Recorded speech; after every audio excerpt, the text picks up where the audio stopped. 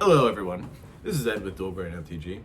I'm here with Josh. We're hanging, we're talking about the pseudo-reserve list today. So, let's discuss. That's it, man. Game over, man. It's game over. What the fuck are we gonna do now? What are we gonna do? Maybe we could build a fire, sing a couple of songs, huh? Why don't we try that? Alright, we are here today chilling and before the live stream, we're hanging. We're discussing a few things, making some recordings, and we're discussing the pseudo-reserve list. Let's talk about what it is in the first place. We all know what the reserve list is. Magic cards that Wizards has promised that they can't or won't reprint. Promised. I mean, there's no guarantee. It's not written in law anywhere. That's the reserve list. So since then, certain things have happened. They've made, like with Walking Dead, they've had certain types of properties that they've licensed that it's going to cost them a lot to revisit and reprint and remake. So it's likely not going to happen. Stuff like Therese Nielsen Art, who's no longer affiliated with or making art for Magic, all that stuff isn't going to get reprinted. So Noah Bradley. Yeah, exactly. The original Zendikar expeditions, hopefully. All this stuff is hopefully, but if you think about also the pace at the products being spewed forth from the ivory tower nowadays, it's stuff, they just don't have time for it either. So there's a lot of cards that are on the pseudo reserve list. You got the Neon Ink Hiratsugu. That's another pseudo reserve list card. Never ever will they ever reprint that card again. I like that. I think we've gone back and forth, had so many conversations of what went into that card being produced. Yeah. There's no way they'll ever produce that again. Yeah.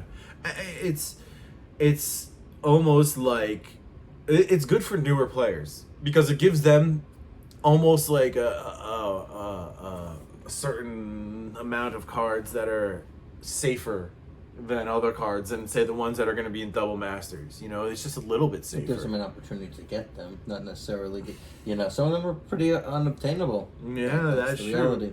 True. But that's because of their nature too, that they can't be reprinted. It's just something to think about when you look at cards nowadays. Is their reprintability?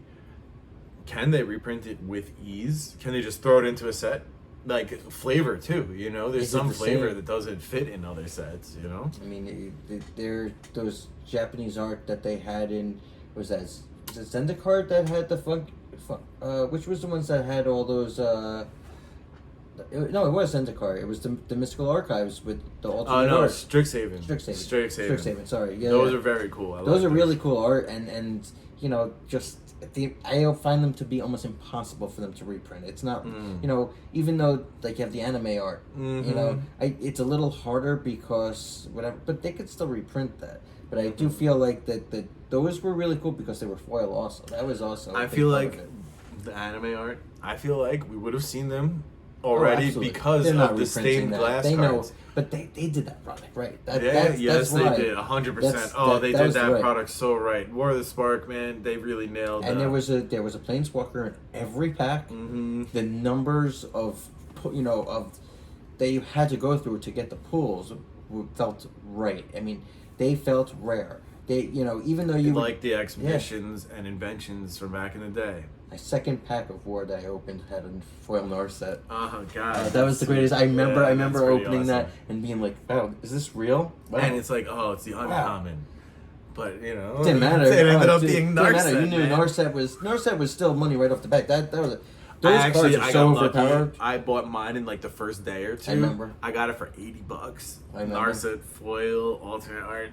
That was a good. That was like $250 immediately. Oh yeah, within like 2 weeks. 400 it very went quickly. To 400 right away within 2 weeks. I mean that card still today.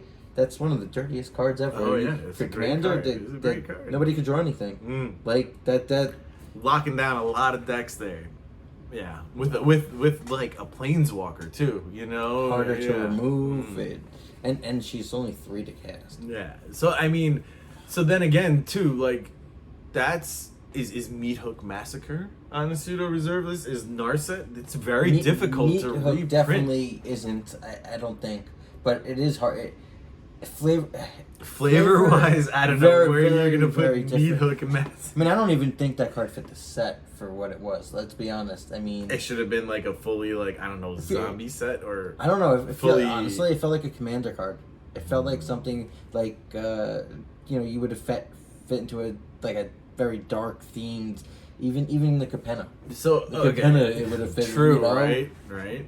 But okay, so the showcase cards, right? They're kind of pseudo reserveless. You're never gonna see Kaladesh border Phyrexian text. Is it right? No. Okay, the Phyrexian text Vorinclex. You're not gonna see that for something special, like Except if they make a secret lair. exactly like they did with the last one. But see, that's the whole thing with the pseudo reserve list. You gotta pick and choose carefully because it's like what is on it. It's very nebulous idea in the first place, I'm kind of surprised that they actually reprinted the Elish Norm Judge promo.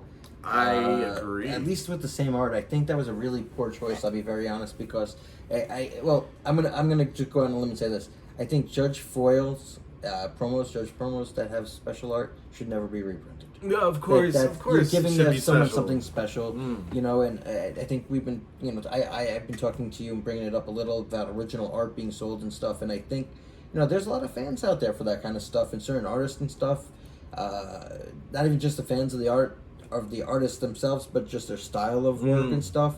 Sometimes not even Magic related people are going after their stuff, but I do feel that certain art, and when they make it and they're more rare, like what's coming out in this Double Masters, I think some of the art is outrageous. I would love for them to really make this a pseudo reserve type that's stuff. what I'm saying. So there's a lot of things to consider when talking about pseudo reserve list and is it on it? Is the art, who is behind the art?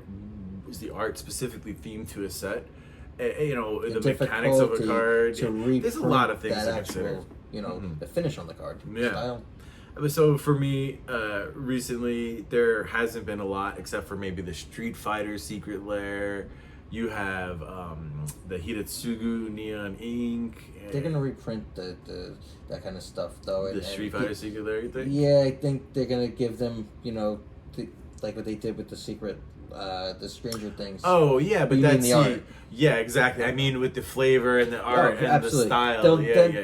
That secret layer are not going to be reproduced again. Exactly. I don't think a lot of that art that ever came out is going to be reproduced. I mean, if you really think about hope not. If you think about Secret Lair, really all of it should be like that, and it's just that the pace of Secret Lairs kind of makes it like that. But I feel like they would go back. It's so if they dirty didn't have though that because pace. they definitely left the door open, and Wizards definitely has said that they just won't reprint them, I guess, like as is, but they won't say that they wouldn't reprint a Secret Lair again. It just Yeah. wouldn't be available, not as a Secret Lair, I guess.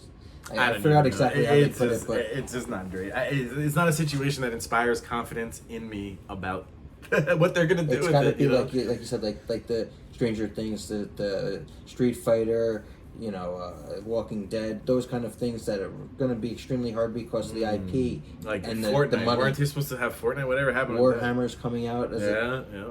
Yeah, it's crazy. Anyway, some things to consider. Pseudo reserve list, it's out there. I know people talk about it, so we should talk about it, right? Anyway, it's been a pleasure. If you're gonna buy pseudo reserve list cards today, remember to use the TCG Player affiliate link. It is free to use and helps out a lot. Check out the Patreon. We got a lot of cool stuff happening there. We got box breaks, OG box breaks, so that's awesome. Otherwise, have a great day, everybody. Peace.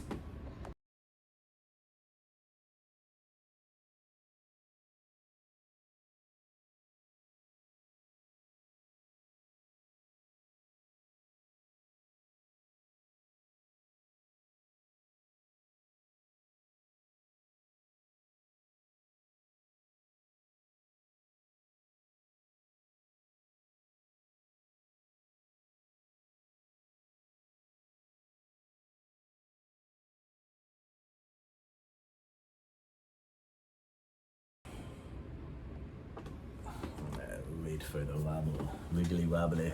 I think we can go off on this also in two ways. Because some reserve list cards don't have value, and just because they're rare. Don't mean that. Oh yeah, that's what I call penny stocks. That's my whole thing with penny And there's stocks. nothing wrong with investing in them. There's sometimes more investable ones. Yeah. But at the same time, That's the video I was editing actually for tomorrow that I want to let out. Is like I mentioned penny stocks and how like the percent gain. You know what I mean? I know. I'm fucking tired. Every time I'm like, how am I gonna do my live stream because I'm so tired beforehand? I have to stretch. I know.